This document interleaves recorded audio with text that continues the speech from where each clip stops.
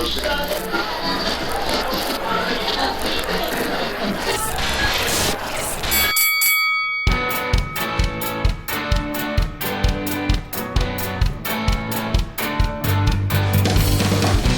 Thursday, October 10th, 2013. I'm Sydney Foster. And I'm Trey Comstock. Put in your final orders because this is Tech's Last Call, episode 45. Your last call for Tech News of the Week tonight. Jimmy has turned into Steven. Sydney pours herself helping in space theater. And I, through Microsoft, is an outright competitor. We start tonight, not with a story, but with the introduction of a new team member. You may have noticed, if you're joining us live or watching the video version, there's someone with significantly more hair sitting in the third seat. Dang Skippy. And that is our new part-time gaming editor, Stephen Doss. Say hello, Stephen. Hello. Stephen will be joining us for this week's show as Jimmy is out on assignment in beautiful Las Vegas, and Stephen will also be helping us expand our gaming coverage, including the console launches, over the next few months. So you will be seeing that overly haired head quite a bit. You're just jealous, Trey. My hair is awesome, and everyone knows it, and I look like a beautiful princess. You're also filling in for the bald guy, so it's true. Your special day, princess. That's right. On to the tech news. We start tonight with everyone's favorite thing. It's been a month since we've had a segment like this. It's time for more Apple rumors. Hooray! Woohoo! What we got, Sydney? Well, if you thought that 2 new iPhones would be the final seal on Apple's 2013, you may potentially, rumor has it, be wrong. So the folks at All Things D have been chatting with our pals, the people familiar with the matter, and they are reporting that Apple will be holding an invitation-only event on October 22nd. It is said that this alleged event will focus on what's new in the way of iPads, but rumor also has it that there will be news on Mac Pros and possibly on OS X. We call it OS X or OS 10? OS 10. That's what I was going to say. OS 10.9 Second Mavericks. guess myself. That's the one. Indeed. So along with the rumors of this event existing at all, of course, we're getting the rumors of what these new supposed iPads will look like. So supposedly we'll be seeing a 5th generation iPad, which will be sleeker than the older generations, with better camera and that fancy new Apple 64-bit chip inside. And then also supposedly 2nd generation iPad minis with the legendary Retina display, possibly a new chip as well. And of course, our question, as always with Apple rumors, is what, if any of this, is actually going to happen? Well, look, there is going to be a new iPad. Full stop. The end. There will be a new iPad. This will be exactly a year since the last time they launched an iPad. So you can count on there will be a new 9, whatever the form factor is, 9.3-inch iPad. It's supposed to look a little bit more like the design language of the iPad mini, which has also been the design language of the iPod Nano, which has also been the design language of the iPod Touch. So you can kind of see where it's going. It's going to adopt more of that design language. It is going to get the 64-bit chip, because why have a 64-bit chip if you're not going to put it into your flagship high-end big device that can really take advantage of things that need like a 64-bit processor? The Apple iPad mini, that's a little bit of a toss-up. We've been hearing rumor mills in both directions. Some say yes to Retina display, some say no to Retina display. I want Retina display, so I'm going to say yes to Retina display, but I'm biased. They're plugging the Mac Pro as end of the year. It's like the end of the year, so it's time for that Mac Pro to happen. I also want that in my life, but don't have an extra $5,000.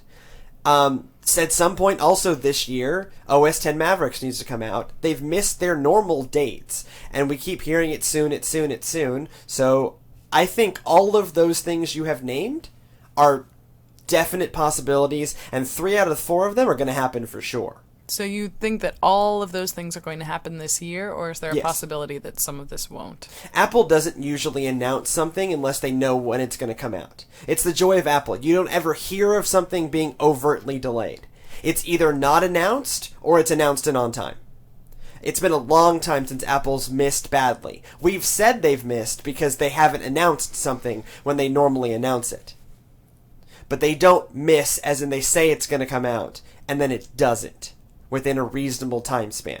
So yeah, I think we're going to get the two things that they've already talked about, the Mac Pros and Mavericks. There has to be an iPad update because there hasn't been one in 12 months, and they'd be fools, even though they kind of dominate that market. They don't dominate the market quite like that, to not do something new. So yeah, I think all four of those things are happening. But is that enough to warrant such a big hullabaloo where it's invitation only? Number one, I think this is probably just their Halloween party, and they want to make sure that no one comes in the same costume. That's why the invitations are sent out.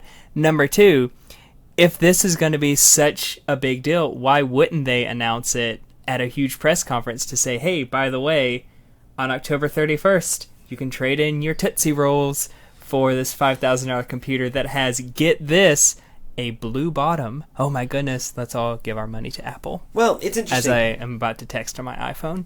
Internet.org. You bring up an interesting point, though. We've been saying for years that, like, it's a little ridiculous that Apple does this, and now everyone's doing this. Yep. Where there's these, like, special standalone press conferences, not for new products, but for iterations on previous products. Yep. I think there will I think in Apple's mind, this definitely warrants a new event because there's a form factor change. This is not just going to be a processor swap in the iPad, in the full-sized iPad. There's going to be a change in that design language. Mm-hmm. And to Apple, they want to have that video of Johnny Ive, because you don't ever bring Johnny Ive on stage. Johnny Ive is apparently not good live. That rhymed. You want that video where he talks, vaguely erotically about the design of this. Vaguely erotically? You've watched a Johnny Ive video. Tell me that's true. Not yeah. His he gets a bit handsy with his iPhone 5C. Well, he must have just based on it, he must just have amazing hands. Unabashedly plastic. Yeah, he said that, unabashedly plastic. So he's going to have a vaguely pornographic video about the design of this, and that's what you roll Johnny Ive out for. The Retina display is a big deal in that it's the only piece that the iPad mini is missing to be probably the perfect device and the one that everyone should buy.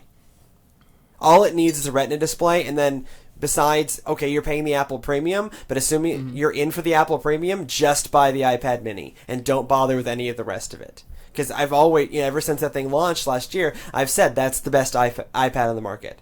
It's the right form factor for a tablet device. That 9-inch thing just feels too big. I've had one. It was too heavy. The weight hasn't changed drastically since it launched in 2010.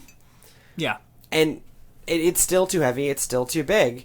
And they're going to trim it down, but not nearly enough. They want it to still be big enough so they can say this is the iPad and we can still sell the iPad mini as two separate entities, because that just makes better fiscal sense to say, well, you can get an iPad mini for your reading and all this stuff, but if you really want to do stuff like play Angry Birds, get your iPad. But let's be clear, you can't do stuff with the iPad. Not really. No. And the people, I sit in a university and I see people doing stuff with iPads all the time. One of them is my fiance. Right, but she replaced hers with and does most of her stuff on a MacBook Air now. Mm-hmm. I did the exact same thing. I made the move from iPad to Air because in the end, to do work in any sort of writing-based profession, whether it's academia or journalism or spreadsheet manipulating accountants, or erotic fan fiction featuring the cast of Parks and Recreation, correct, Sydney, or the Erotic Adventures of Hercules, yes. It doesn't matter. You need a keyboard. Now, I know... tourists everywhere have proven that the iPad is great for taking your random pictures. And the camera's supposed to get better on this one, so they'll be taking better, terrible pictures. I mean, come on. A better digital camera is like $100 on Amazon. Get a life, people. But I've always... Ever since I bought one and used it for 2 years, I've been kind of against the idea of the 9-inch iPad. I think it's too big... And because it's trying to be a content creation device. I have a photographer friend of mine who does a lot of her editing on photo editing on the iPad, and iPhoto for iPad is a very powerful app, but how many people are really doing that? And it doesn't have the memory capacity or the ability to hook in a USB hard drive, so that's limiting. But can you put Instagram on your digital camera? No. No. Game, set, match Apple. You can run a boom. You can run a No, full- I already said game set match Apple. You lost, No Trey. You lose. You get nothing. Loser, you Good day, sir. Yeah, okay, great. And on that note, in other device news that you may or may not want in your life, Samsung and LG be bending reality. I'm gonna go ahead and say you don't want.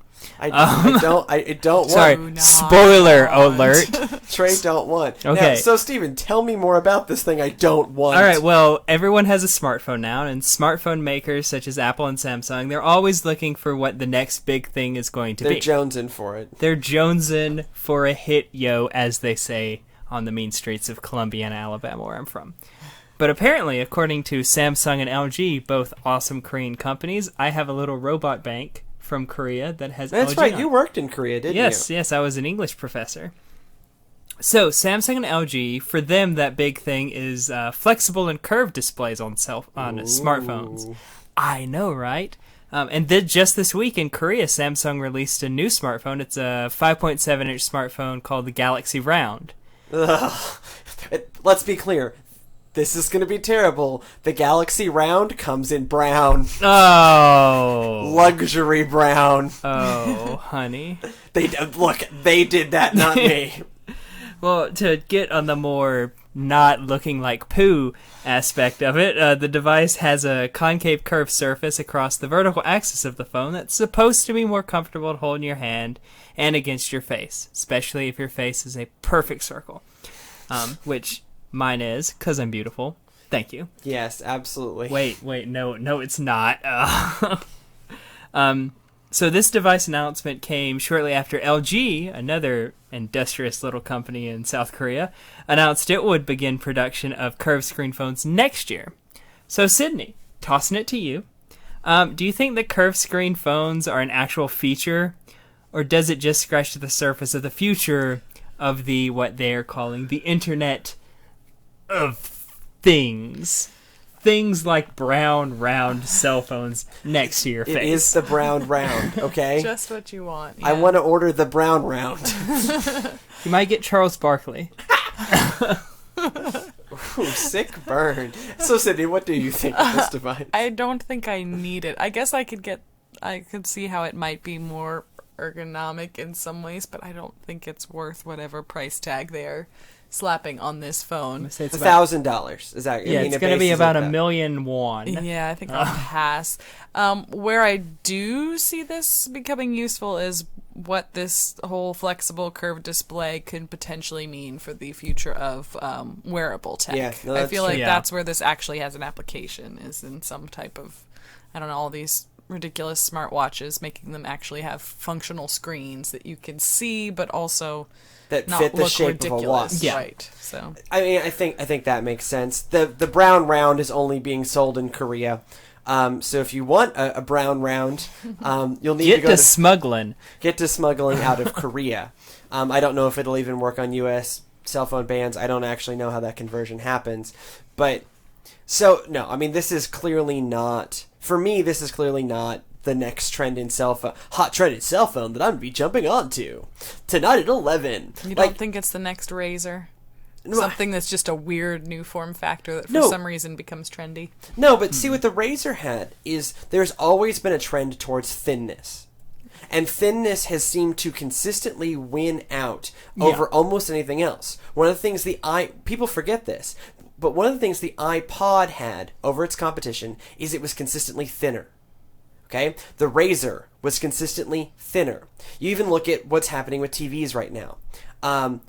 Panasonic announced that this isn't in the rundown, but Panasonic announced that they're closing their plasma factory, and they're going to sell it off.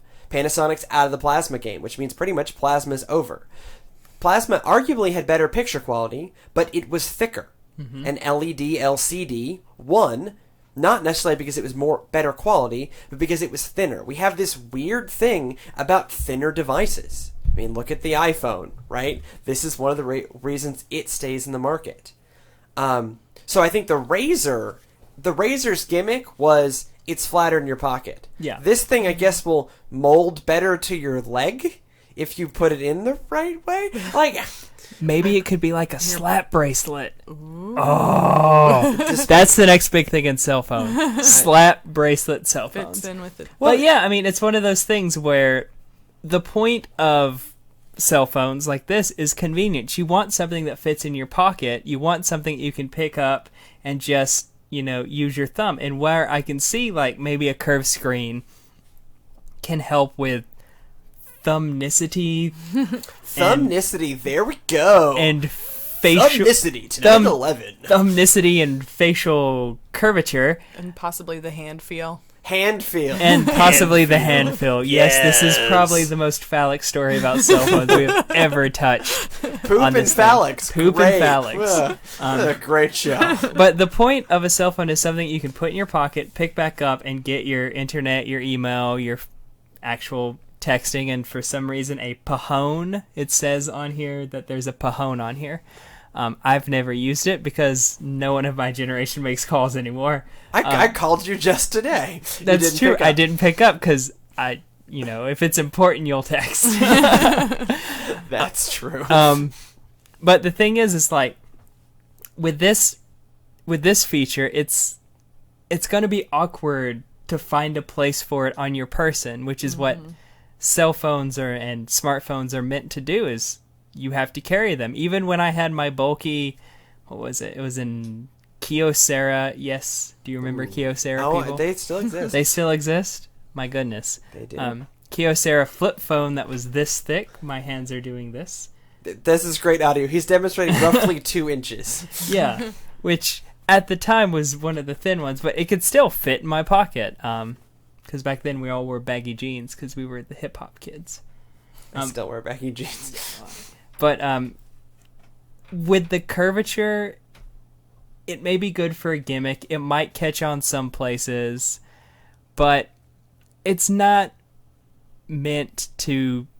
It's not going to be lasting. I think what needs to happen is there needs to be a huge... what I would like to see is basically... I would love to see... Back in the day, they were talking about, like... touchscreen paper. Yeah, I mean, that's still out there somewhere in development. It's somewhere, and I've seen examples of it. But if we could get that to be, a very thin cell phone you can keep in your pocket, I think that would be really awesome. It's probably going to cost an arm and a leg and a left butt cheek. Sure, but thinner is better, and we're trying to get to cell phones that are basically iPad minis, and now we have curvy cell phones. One day we're going to have a cell phone that is an actual person that you have to tap on the shoulder and let them run off to tell people. Maybe we'll go back to carrier pigeons because... Town crier. I don't like pigeons. Heralds. Yes. But in other stories of things getting bent out of shape, HP is slamming Microsoft. HP, Hewlett-Packard, is publicly stating that they are moving away from Microsoft and Intel. They're not getting rid of selling Microsoft and Intel devices, which get called Wintel, Windows and Intel, Wintel devices. Yeah, I know. Okay, deal with it. Sounds like a taco salsa. It does. Man, I could go for tacos right now. They're going to shift their focus to what they view as the big 4 platforms, their 4 pillars. Windows is one of those, but the other 3 are Android, Ubuntu, and Chrome OS. They see that the world is shifting to tablets, etc. No duh. And they want to be there. Big surprise. But there's another element to this story. Not just they want to switch to these more ARM-based devices that people are actually buying. They note that, more tablets are sold in China than in the United States, and so that's the growth area of the market. But there's a little edge to this. The CEO of HP, Meg Whitman, called out Microsoft, saying that they are, quote, increasingly becoming an outright competitor, end quote. This news comes in the wake of IDC's PC sales numbers for the third quarter, showing a further decline in the market of 7.6% year over year for the Q3 PC sales. This was ahead of their projections of a decline of 9.5%, but it is still a decline. So with this, should HP be moving away from Microsoft? And are the options that they're proposing actually viable? I'm going to say yes and no. Okay. Tell me more. Should unpack that for me. Let's unpack the implications of that thought. Should HP be moving away from Microsoft? Yes. Competition is a good thing. Microsoft hasn't had any real competition in a very, very, very long time. They're now getting it with Apple because people like me are buying Apple products. Apple products are still... PC... But they're still a niche market. Yes. PC is what you get when you go corporate. When you go into the office, there's a PC there. It's got Microsoft Education's... Windows. Education... Computers bought by educational institutions in general the same way. Yeah. Especially in the K through 12 market. Not as much in the university. Yeah. And a lot of things like Linux, in order to actually run programs, you have to get a Windows emulator for certain things. I'm not saying all things, but most... certain things you have to get Windows emulators and stuff. So I think if HP is saying we're going to look at all our options and see which one is ultimately the best for our consumer, that's going to be a good thing because it's actually going to start getting innovation back into the marketplace. But I think the other part of the issue here is that Microsoft is now a hardware maker. No, it's not. And it is. Sorry. Yeah, it is. There's a Microsoft store underneath the Apple store at the mall. There's a Microsoft device sitting here in this studio in the Surface. Yeah. Microsoft is in the hardware game. Those of you on the video version, Sydney is showing off her Surface. They've also now bought Nokia. So Microsoft is in the hardware game. And I think, Acer or Asus, one of those two companies, has already reacted incredibly negatively to that, getting really mad at Microsoft. And now I think HP is doing the same thing. That was one of the concerns we had when the Surface first rolled out is, how are Microsoft's OEM partners going to react to this? Turns out, whether it's real or just an excuse, they're using the Surface as a reason to distance themselves from Microsoft. Now, let me make this clear. HP has been building crap for years. And then they bought Compaq. And made even more crap. One of the reasons that Microsoft is in the hardware game at all is because HP can't be trusted to build quality products. So, okay, boo friggin' who. They may be one of the biggest PC makers in the market, but I don't want to buy anything that they make. Whereas both of the products that Microsoft's making, I want to buy. I'm really into the Surface 2, and I think the Surface Pro is pretty much the way to go if you want a Windows laptop right now. So, okay, screw you, HP. If you exit the market in Windows, fine. This just means there's more room in that market for Microsoft to move and actually build products that people want to buy. Your problem is not Microsoft as a competitor. Your problem is you've been pumping out a chain of crap for a decade or more that is just worthless and priced to move. People get it, realize it's crap, and buy an Apple. That's the problem. They created it from themselves. Blame whoever the hell you want, Meg Whitman. This is not on Microsoft. This is on you and your inability to put out decent products.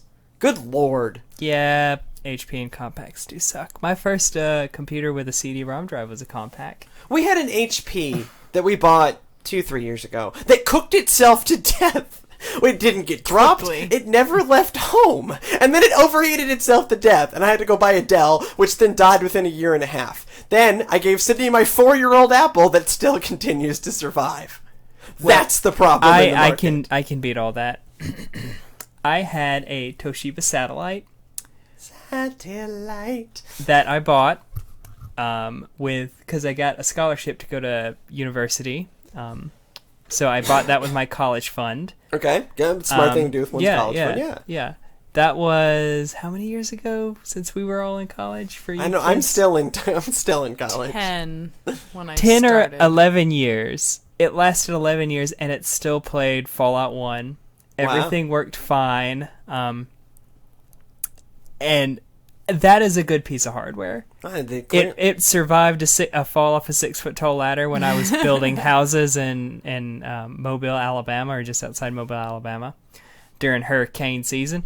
But I mean, look, there are PC makers making decent stuff. Yeah. Those people are not HP. No. And that's why they've ceded the number one position to Lenovo. Because you know who's innovating in the market, in the PC market with the Yoga and stuff, and also building things that are quality and people want to buy? Lenovo. That's what I tell people. If you're looking at a laptop, there's one of two places to go. One of three places. If you want to be on the bleeding edge, get a Surface Pro. If you don't want to be on the bleeding edge, but you want Windows, get a Lenovo. If you don't care about either of those things, just get a MacBook Air like everybody else. Well, I have a question for both of y'all. Mm-hmm. Do you think with HP saying we're going to move away from Microsoft Windows, or we're going to start allowing for competition Microsoft Windows, and Microsoft and Apple both basically creating stuff for their OSs, do you think we're moving towards every company that produces hardware is also going to produce the software for it? Like you'll see a HP with HP operating system. No, I don't think that's where this is going, because HP's still talking about just Linux things that are already out there in the market. Samsung's been flirting with their own thing. Intel's been flirting with their own thing. I think the OS forking is going to happen more in the language tray. Yeah, okay. Don't say forking. Fork you. It's going to happen more in the mobile space where there's still some flux. Mm-hmm. I think the PC market is such a settled market that I don't think individual I think long ago people realized the only individual manufacturer that can make their own OS is Apple, and because that's just what they do, and it's probably not even sensible for Apple to do it, it's ingrained in their culture. So no, I don't think... HP's flirted with their own operating system before. I don't see it going that way. Linux, all of those things they mention are free. Mm-hmm. Free is great. You know what doesn't... HP has its own mobile operating system that it killed. It paid money for and killed. They bought WebOS from Palm. Or they bought Palm and got WebOS. So they don't even need Android. But their experiment with WebOS was abortive at best. And so they're kind of left in this position where, hey, free is good. So no, I don't think you're going to see proprietary operating systems out of anybody but Apple. It's going to be those 4 pillars, the 4 open things. Mm-hmm. I realize Microsoft isn't open source, but it's open to develop for, and open for multiple OEMs, despite what Meg Whitman's throwing down. Look, Meg Whitman's talking a whole bunch of talk. This is BS. She ruined her own PC market share. But people who are actually innovating in a market and are, expanding their market share rather than ruining it is this week's Gadget.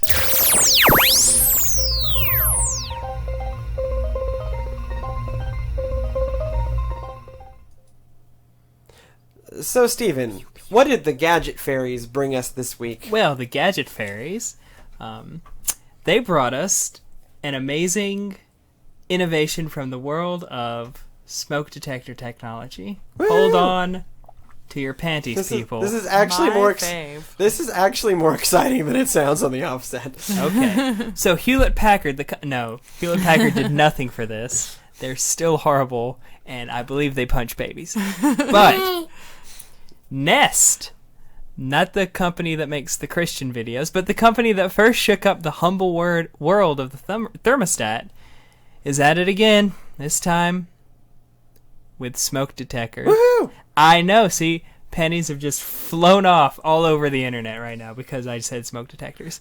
For the low price of $129, you can replace that dingy round smoke detector that you haven't changed batteries in for 3 years, and that's why it's beeping. Go do that right now. Actually, pause the show and go do Pause that the right show. now. Go change your smoke detector batteries. Or you can replace it with a Nest square smoke detector. In addition to being square, these smoke detectors, much like the Nest thermostat, communicate with each other through your home's Wi-Fi and allow alerts to be communicated throughout the house if smoke is detected by any one device, and not in that beep, beep, beep kind of way. In addition, they also provide a carbon monoxide detector and include a motion detector. The motion detector allows integration with the thermostat to prevent a Nest thermostat going into the much touted auto away mode when you are in a room without a thermostat but with a smoke detector. So, ladies and gents, do we think that the cutthroat world of the smoke detector market is ready for a revolution, or is this just a solution in search of a problem? It may well be a solution in search of a problem, right? No one was really looking at the thermostat and going, huh, or looking at the thermostat and going, huh, this needs disruption, or looking at the smoke detector and going, huh, this needs disruption. But what I think it plays into is this broader possibility of the connected home. And there are some interesting value adds with this. You can wave your hand in front of it if it's going off because you burned the cookies again. Or we had an apartment where anytime we turned on the oven, the smoke detector... This apartment. It's this apartment. This apartment, if you turn on the oven, the smoke detector goes off. And so you can kind of wave at it and say, hey, not right now, and it'll stop going off. It has a cool thing where it'll make an alert tone. And also they did research showing that children respond more to the sound of a female voice in terms of waking up than they do an alert tone. So it'll actually also play the sound of a female voice saying, hey, wake up, the house is on fire. Sydney also then mentioned that we should program to say, get to the chopper, which not precluding from a firmware update. Also, it plugs into that broader idea of the connected home, with it also functioning as a motion detector. Now, however you slice it, this is like $50 or $70 more expensive than you need for a smoke detector / carbon monoxide sensor. But it's designed to look nice, and it adds functionality of the future. And if we're ever going to get to that future where our houses are all wired together, we need folks like this that are doing stuff like that. You know, I can imagine a situation in my life where I looked at my CD player and went, yeah, okay, that's fine. Like, I don't really need anything more than that. I just carry around the 5 or so discs I ever listened to. I still only listen to like 5 CDs. I just do it on my iPhone now. So sometimes disruption is not in the areas of stuff we actually need, but showing us what the future can look like. And I think that's Nest's purpose in this market more than anything else. Yeah, I mean, the smoke detector in your house is probably not something a lot of us look at and think, yeah, you know, that needs an upgrade. I'd love to make this more exciting.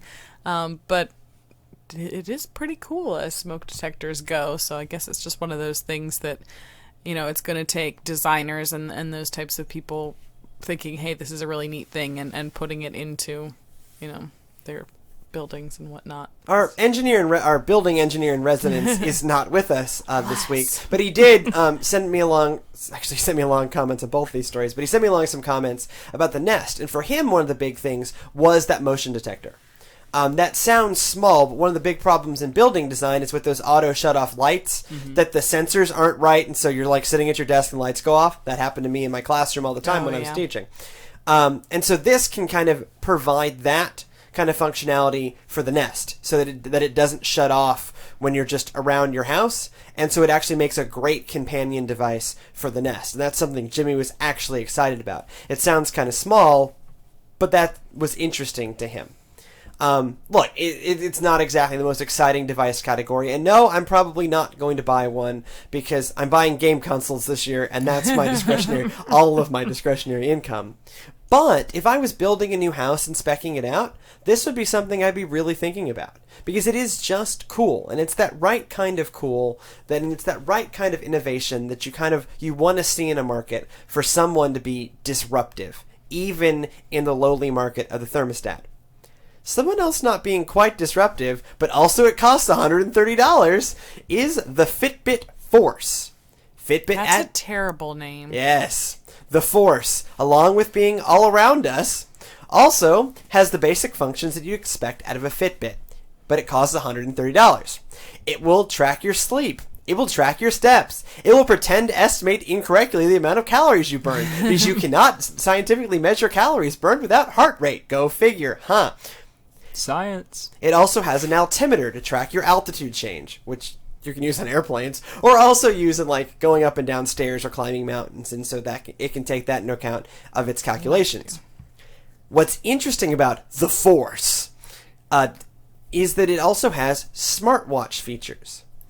It looks like the current Fitbit Flex Band that we covered a lot at CES and that Jimmy has been testing for a couple months now, but it's added a small OLED screen to show, hey, the time. What, a watch that shows the time? I'm mind blown. But this is the first Fitbit that's done that. For. It's I wear a watch. And so does Jimmy. It shows the time. It'll show how many steps or calories estimates that you've done. It will also connect with your phone via Bluetooth 4.0, connect with the normal Fitbit app, and also show incoming call information. So my phone's ringing in my pocket, I look at my watch, says call from Stephen, and I hit ignore, just like he did to me. You bastard. I actually like the idea of this, because it's the idea of the smartwatch done right. It's $130 rather than $300, looking at you, Samsung. It's going to have better battery life than that damn Samsung thing, and it has the right amount of functionality. It doesn't have a camera, because who the hell wants that? But it does show the time. It does show the basic amount of phone information that you don't want to have to look into your pocket for that might be considered rude. You can just more casually look at your watch. And it has that fitness tracking stuff that a lot of people are really into. Especially now that it has that small display. So is this a product that might sway y'all into the realm of wearable tech? No. Next question. No, but okay. Let me pitch it this way. Okay. What are you looking for in a wearable device? Or are you not looking for a wearable device? I'm just not looking for a wearable device. I mean, I don't... Well, I am, but it's the Pip-Boy 3000. But, as for stuff we actually do have, I'm not really looking for that because... yes, it looks like a watch and stuff, but I don't need all that information on my wrist. It's a lot of... The way I look at technology is, what do I need? Because right now I don't have the discretionary funds to get fun stuff and say, oh, this looks cool, I want that. Maybe one day, once my rich uncle Pennybags dies and leaves me his Monopoly... Pennybags McLovin. Yes. And leaves me his Monopoly on Baltic and Mediterranean Avenue. I should be able to afford that, but not right now. But for me to get a piece of wearable tech, it has to have really awesome functionality and really... what's the word I'm looking for? Really useful functionality. And I haven't seen that just yet. I don't know. To me, I wonder that... To me, this is the closest we've gotten so far. Because this isn't just a helper screen for your phone, which, let's be clear, no one really needs that. I kind of want that, but you don't really need it. But this includes something that some people find really helpful, and that's the fitness tracking stuff. Which you can get on your phone for free. But not in the same way. You have apps that will let your phone act as a pedometer, but they don't work as well because your phone is not always attached to you. So when I'm at the gym, my phone isn't attached to me; it's sitting on the rack of the treadmill, for instance. Or when I'm sleeping, my phone's not on me; it's sitting on the bedside table. I really hope you're not walking in your sleep, because that's signs of but something else. These things also track your sleep as well and let you kind of, quantify the amount of sleep you're getting, which for me is always not enough. Go figure. And so this fitness device category has really blown up. It was a big thing at CES. Jimmy's been using various Fitbits for a few years now, and he's been using the Fitbit Flex for a couple months. And one of his big gripes with the Fitbit Flex, which is also a wristband, looks exactly the same, is that it wasn't a watch.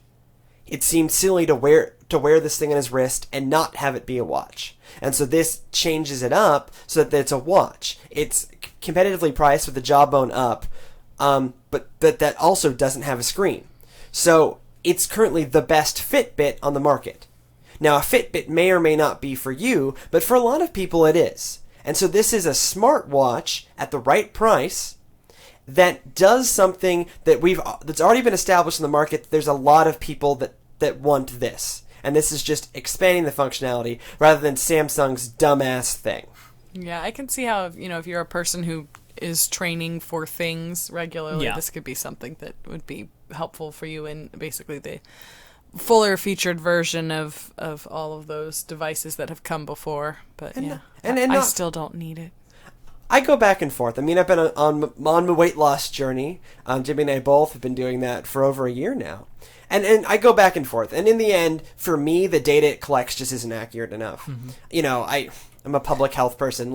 I look at that data and go, that's junk data. It has no idea. Yeah. I can sit here and wave my wrist in the air. I'm doing a vigorous wrist shaking motion for those not on the video. That's inappropriate, Trey. You've got to wait until everyone goes to sleep. Yeah, I know. Before you do that. Great. But and then it totally throws it off, and it doesn't track heart rate. And until there's a reasonably priced one that tracks heart rate, I'm not really interested. But we're getting there, and to me, this is at least a step along the way. Something else that is a step along the way of our permanent ability to inhabit space is this week's Space! Space, the final frontier.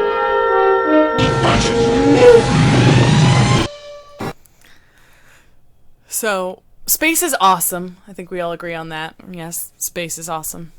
Space, yes, space. Oh, Absolutely. yes, I agree. I concur. Space is awesome. But you know what would make space more awesome? I don't know. The ability to light speed travel. The ability to live Trey's on a planet vigorous of wrist motion. My vigorous wrist motion. All good guesses, but I was thinking of beer. Beer. Which is completely Taste- disingenuous coming from me because I'm the one non-beer drinker here, Taste- but that's okay. Tasty We're bags. going with it. Beer. So there is an 11-year-old who is trying to make beer in space a reality. That's 10 years before he can actually make beer in his stomach a How reality. how will he know if it's any The good? man is a philanthropist. What can we say? So his name, and here we go. His name is Michael Bodzianowski. We're going with that. And we're The gonna call him Bods. Mike from here on out. He entered a contest sponsored by the National Center for Earth and Space Science Education, in which he proposed an experimental process for brewing beer in space. Now, obviously, as we've said, this being an 11-year-old who cannot drink, it's pretty safe to say that he was not inspired by some strong desire to drink beer and enjoy beer in space. Actually, this somewhat futuristic experiment was inspired by history, a book that Michael read about the Middle Ages, where he learned about how, back in the olden days, people tended to drink beer a lot because beer is more sanitary than water. The process of, brewing the beer makes it last longer, it's better for ship voyages, all that good stuff. So small beer, very common in the history of Europeans anyway. And so his thought was that this can be a good long-term medical supply and source of hydration for any future colonies in space. So unsurprisingly, the kid who wants to brew beer in space won the contest, because that's just pretty cool. And so his experiment will be prepared by him here on Earth and then launched to the International Space Station, where an astronaut will then carry out his procedure, while he is doing the procedure also here on Earth to help troubleshoot and basically walk the astronaut through the process. Very cool. So other than the fact that it's really, really fun to say beer in space, what do we see as far as potential coming out of this experiment? Someone crashing into the Hubble and then blaming someone else. Yeah, go watch Gravity 3D, and that might give you some idea of where this is going. Except more drunk and less screaming. No, I actually think this is interesting. One of the things that NASA has been playing with is how to sustain people on long space voyages. I mean, that's the point of the ISS, is to how do we do this long-term space thing. And one of the issues is supplies. And this starts to get at, what do you do about the supplies? And what's really freaking cool about this is the same decision the Egyptians reached on what to do about supplies. So beer. Coming up next, space hardtack. Yeah, pretty much. That's what's coming up next. Isn't that what, the space pizzas are that you got all at the the Huntsville dehydrated Space and stuff. Rockin' Center? And the terrible ice cream. You're ice the cream was only person horrible. in the world who doesn't like astronaut ice cream. It's an interesting astronaut ice cream is an interesting thing. You taste it and you're like, this is chalk, but it's chocolate chalk. It's chocolate. Delicious Oh, see what I did there? snap, yeah. Boom! Your ratings just skyrocketed to 3 right now. Hope not. God. I'm sorry. But going back to the 11-year-old chugger, honestly, there's so much more we can do in terms of hydration that could be more beneficial than beer in space. If this was the best that they decided to go with, interesting choice. But I don't know what the rest are. The rest could have been like, can kittens survive outside a vacuum? in space? Yes, as it turns out. The answer is yes, and then the second is, well, you have to have a control, hence a bag of kittens outside the space shuttle. Mew, no, Pop. But, I mean, what are some other ways that we can think of right now that we could say might be a better way to hydrate? Well, I mean, I'm going to go with Waterworld, in No, which Kevin I mean- Costner pees in a cup and then runs it through a pump. Yeah, but that already exists, as we know. Exactly. That already exists. That's how on they the get ISS. water. And that's- Anyway, yeah. That's what they're doing currently. So is this just to have sexy parties on the ISS? Well, it is... I don't know. I go in space now. Woo! Cosmonauts go wild. And to a certain extent, there does need this be idea of, like, you know, survival of the human spirit on long space journeys. And I'm not saying they all get, like, pissed drunk, but, you know, the idea of social drinking is kind of embedded in the idea of civilization. There's a reason why beer and civilization emerge at roughly the same time. You need the focused agriculture to make beer, and there's something about beer that can, you know, bring a society together.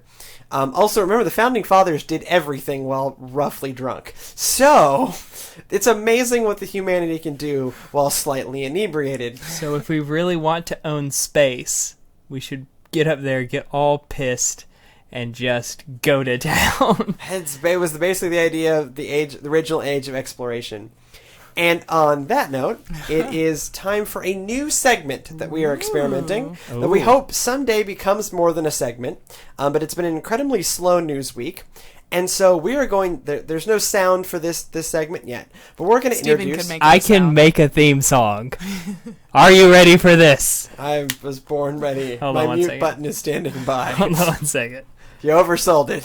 No, I said hold on a second. Keep talking about the segment and how awesome it is. So, it's called JARS. Just Another Review Segment. Our hope is this will become JARS, Just Another Review Show. But it's a place for us to talk about the games we're playing in a more informal manner, and talk about the good and the bad, and, you know, what's our experience of gaming right now. What games are we playing? What do we like about them? What do we not like about them? Steven, are you ready? Or Yes. Okay. Here's the theme song. JARS! Oh, great. Perfect. I'm really glad I waited for that. Sold. I'm so happy. Now we're up to 4. What up? Yeah. Okay. So, Steven, what have you been playing? Well, other than Netflix, which is what I mainly use my Nintendo Wii for, I've also been playing the latest iteration of the NBA 2K franchise, because NBA Live died a horrible and painful death in 2010, and so this is the only basketball game that's out there now. And when you've got the corner of a market, you can still produce a really good game with very few innovations. And that's what NBA 2K14 is. It's a roster update, first and foremost. The presentation is still the same.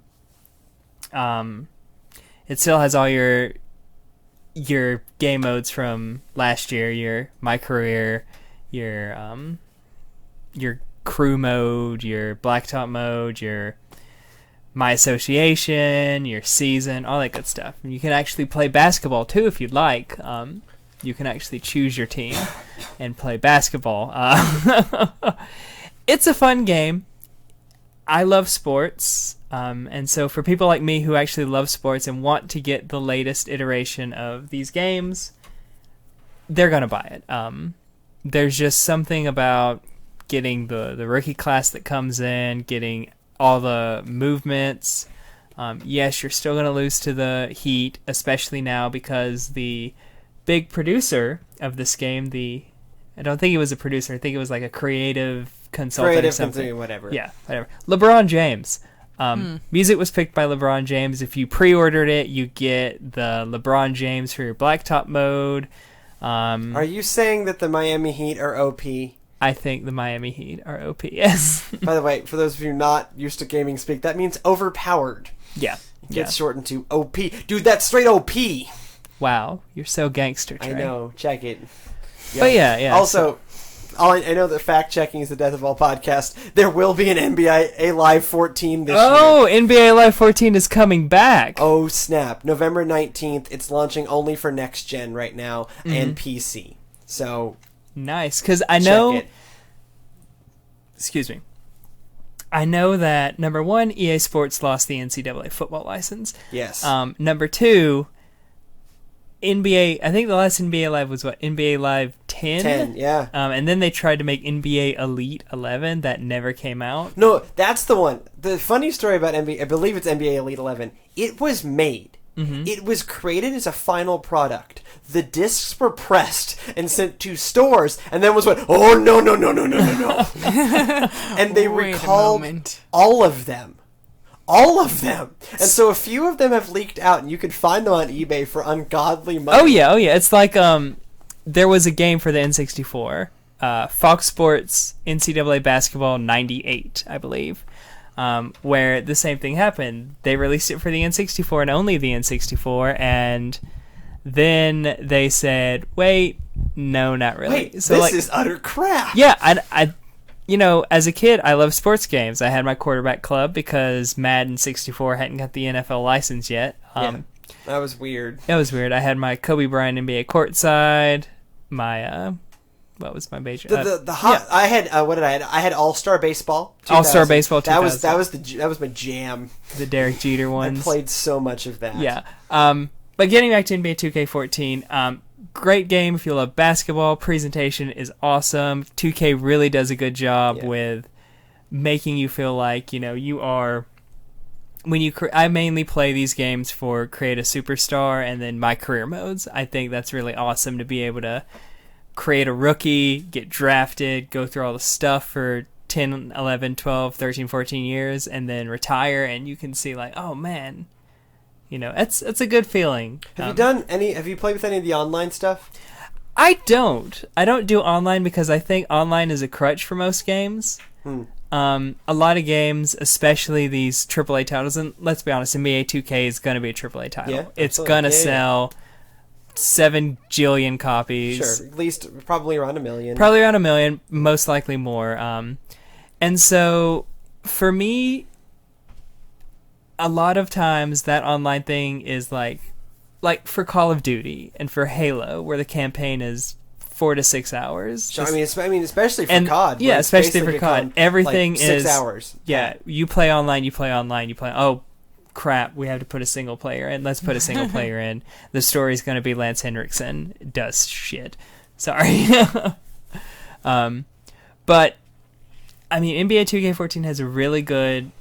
They're always going to have a good community because the people really take an interest in these games. So you'll be able to find rosters, you'll be able to find like created teams, created players up there you can download. You'll probably always be able to find online games you can jump into or online crews. They're going to have, you know, the crews. They're going to have the My Teams for online play. Starting out, your team's going to suck, but then, you know, as you get more cards, you'll be fine. So there's a level. There's kind of a persistence perks component. Yeah, there's a persistence perks thing. If you keep at it on online, you know, you'll have a great team. Interesting. Something they learned from Call of Duty. Yeah, but not Call of Duty. It's like, here's your grenade launcher, just noob tube everyone. And you know, if you like sports, get this game. If you like basketball, especially, get this game. If you love LeBron James and think he's God's gift to basketball, you will definitely get this game. Also, greatest thing about this game, they actually made LeBron James' hairline recede more. That's hysterical. I love it. On a scale from 7 to 14, Steven Oz gives NBA 2K14 a gold star. Great. So, Sydney, what have you been playing? I have been playing Zelda Wind Waker HD on the Wii U, and was playing, in fact, immediately prior to the show, and came quite reluctantly away from it.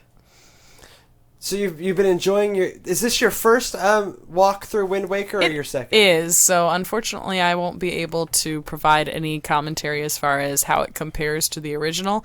Having never played the original, I think we've probably run through this before, but I grew up in a console-free household. So my video gaming experience as a child, back when, this was initially released, was either computer, it was PC based, or what gaming I did at other people's houses. So I'm pretty limited as far as my gaming history. But I'm really quite enjoying it. At first, I found the art style a little bit jarring just because it is very unique. But it's cool. It looks really cool. It looks very good. Yeah, I mean, the age, I didn't play Zelda Wind Waker the first time around all the way through, but it was around my house and I saw it. And this is one of the better HDifications of a game I've ever seen. I mean, that art style up-res just looks beautiful. Mm-hmm. I mean, it looks like it belongs on an HD console. It's one of the few things that I feel like are really taking advantage of what the Wii U is capable of, as technically the most powerful game system on the market today.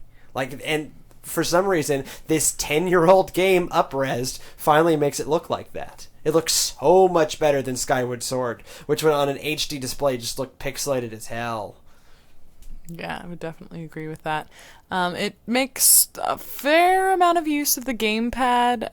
Not a huge amount. I do like it's one of the games that you can either play on the TV or on the gamepad. Oh, that's cool. So Yeah. if Trey is playing GTA, I can still be playing Wind Waker on the gamepad. So that's very handy. Otherwise, it's mostly just, that's where your map is, that's where your inventory and your items and everything are. There's a really, and as far as I can tell, completely pointless feature where Link has a camera and you can take selfies. Yes, you can. And I'm pretty sure you can, if you move the gamepad around, you can look around that way. And also with his telescope, you can move the gamepad, but you don't have to. So I just find myself using the sticks to do all that stuff. But So does it still look as good when you're playing it on the gamepad when Trey is busy shooting hookers or whatever you do in GTA 5? Mostly shoot hookers. Mostly shoot hookers. Yeah, it does. It holds up pretty well. It was one of those. It was actually interesting. I've only done that once, played it on the gamepad, and I actually had a harder time transitioning from the gamepad back to the television than I had transitioning from the television to the gamepad, and I can't have any explanation for why that was, but yeah, I've been thoroughly enjoying it, as I do most Zelda titles. How do you feel the pacing is? One of the complaints about Wind Waker in the first time around was that it was just so bloody slow. I know they've tweaked the game to make it run faster. So, now the wind will always be at your back rather than having to, do a spell to make the wind point you. That's not So accurate. what's going on with the wind? At least as far as I've gotten, I've had to use that. And that's the thing that seriously that involved me being very unhappy, was trying to figure out how to use this stupid Wind Waker thing, which is the instrument of choice for this particular game. It involves using the sticks on the gamepad to play. It's a 3-note song, and yet it takes me usually 2 or 3 tries to actually get the sticks going in the right direction. So I find it highly irritating. And so if there is a point at the game in which I think you get a special sail or something. I can't wait. That is eventually supposed to speed that up, because one of the big complaints, especially, not to spoil anything for you, Sydney, but when you get to the end of the game, you have to run all over the place in your little boat, and it drags. Yeah, any it's Zelda. not like it like takes. any Zelda game It's not does. that it's once you get the wind going, it's not a huge hassle, but it's kind of a pain. Also, apparently, the boat has gotten faster, just in general. Well, the boat already, it was kind of one of those, like, okay, I'm going across the ocean. It's would really like to be It's a dedication done to a mechanic. Going across the ocean, it kind of reminds you of, riding your horse around in some of the other larger world Zelda games in the past. I'm like, all right, I'm ready for this to be done now. Or, in Ocarina of Time, before you would get the horse where you would just roll across the field. Yeah! Because we all figured out that was somewhat slightly faster than walking. Yeah! And then as soon as you got to freaking Hyrule Castle Town, it would get dark. and that thing. Then you have to just roll around the field until the sun comes back up. It's terrible. That was awful. So quick question for you. The producer of Zelda, the head of, I guess, no, not the producer of Zelda, but the head of Nintendo has said that they want the next Zelda game for the Wii U to completely rearrange Hyrule, to make Hyrule something that you haven't seen before. Thoughts? Because Hyrule is one of those gaming things that it's people, sacrosanct. Yeah. It's like the Mushroom Kingdom. Get your head out of your butts, people. But yeah, unless they say, like, okay, this is going to be like with Skyward Sword and with Wind Waker, they're set in periods where Hyrule was either underwater or in the air, or under a cloud city. Wait. Yeah, or whatever. No Lando Calrissian, sadly. But yeah, so Hyrule being something completely different that we've never seen before. Thoughts? Well, so you can go. I don't know. I'll have to see it. I don't think it would bother me that much, honestly. Just something different is always entertaining. So I think I would survive. We keep complaining that Nintendo keeps doing the same thing. Then we can't get all that mad at them when they do something different as long as it lands. Yeah, you can do something different and have it not work. Plenty of franchises. Metroid Other M. Perfect example. I'm not someone who's really dedicated to the canon of Zelda. Don't be. Makes no sense. I enjoy playing the games. I'm gonna write a strongly worded letter. I don't have a poster of the chronology of the games hanging on my wall. I don't have it hanging. It's on my desktop. But so I do. I think I'll be all right. So I've been playing Grand Theft Auto 5. Buster. Still, I've been on this game. Since it came out. I really like it. I really like specifically the single player. I think GTA Online is frankly kind of stupid, broken, pointless.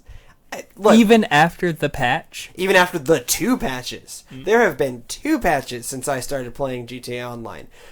Steven and I sat down. We were going to do just a quick look at it before another show, just to, pass time. Hey, this launched today. We got stuck in the loading lobby, waiting for the race to start for an hour. GTA we tried Purgatory 4 different times, and we got stuck there for an hour. And then it's probably because we were busted. We were clearly busted, and we could create a character, and the race wouldn't load. And then today, I was finally able to log in. I finally attempted and was able to log in, completed the first race, and then I was in the clothes shop buying clothes like the game told me to, and it's like, hey. I've been kicked out by other players. It's like, what? What? That doesn't even make sense. How dare you buy clothes on our turf? You've been voted off the island. And then, one of the criticisms I've been hearing around is that it's not really a multiplayer. You do missions with other people that are basically instances, like in WoW. And then there is this kind of hub world that is Los Santos that you're in with 16 other players. But you can roam around. The hub world is big enough, it's full of Los Santos, that you may not see the other players you're interacting with. And just periodically it pops on the bottom of the screen, X just killed Y. Okay, fine. But there isn't a lot of meaningful interaction in that hub world. And even in the couple of missions I've played, I went into a team deathmatch and just died. That was fun. Is that mainly because you stink at games? I do stink at shooters. That, there's no doubt about that. But but I like GTA, even though because your outfit wasn't swanky enough. Yeah. You need some swagger? Everybody else on your team was really nice. They saw you, they said, that guy's a buster. And then yes, all of that. So, GTA Online, just, the missions you go on, they're not really story-driven. There's not a lot of story in the multiplayer. And the story is really at the core of what's valuable about GTA. The shooting's awful. It's auto-targeting, which is great, because I don't like shooting. But that doesn't make for a great multiplayer experience. So it becomes who sees you first? They auto-target you, they shoot you. And you have no life. one couple shots and you're dead in that game. You're so fragile that there's just no point. And so what I like is the story elements. What I don't like is the combat and just the random missions without a story or cutscenes or any of that. It's just Rockstar is not playing to their strength. Rockstar has never been able to structure an online experience, and they continue to not be able to. If you want to be able to control more of your world, however, it's this week's Last Call.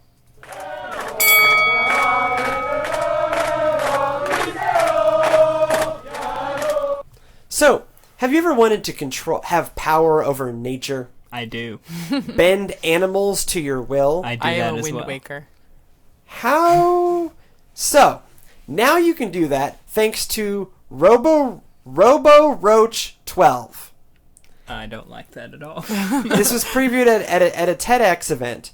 It is a real cockroach sold by a company called Backyard Brains. They send you the cockroach and a tiny backpack that the cockroach wears. Aww. That hooks electrodes into its antenna. These electrodes are controlled via Bluetooth. So you swipe to the left on your smartphone and the roach turns left. You swipe to the right, the roach turns right. Is it better at following directions than Siri? It's about the same. I'm just glad we've cured cancer finally. Beyond the obvious ethical considerations, isn't this the ultimate stocking stuffer? Yeah? I really like the idea of Roach in the stocking is kind of worse than cold in the stocking. But it's a remote control roach. Oh, that makes it perfectly okay. Again, I stand by my idea that the only reason this exists is because we're done. All the science that could ever be done It's is about done. neuroscience research. Yeah, and okay. There's plenty of real science happening Yeah. here. It's just sometimes real science turns into a toy, like space ice cream. And on that note, it's time to end. Thank you so much for joining us for a special with guest episode of Tech Space Slash Ice Call. Cream! Thank you, Steven, for joining us. Hopefully we can have you on the show again. If you have any feedback, particularly on our new Jars segment, do you like it? Do you hate it? Do you want us to do more of it? Do you want us to never do it again? Please send any and all feedback to podcast@techslastcall.com, facebook.com/techslastcall, pinterest.com/techslastcall, or @techslastcall on the Twitters. However you find us, we'll be seeing you on the interwebs.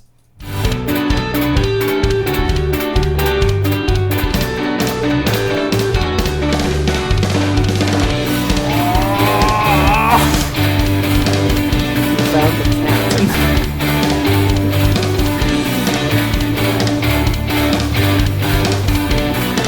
So that cat. The night cat.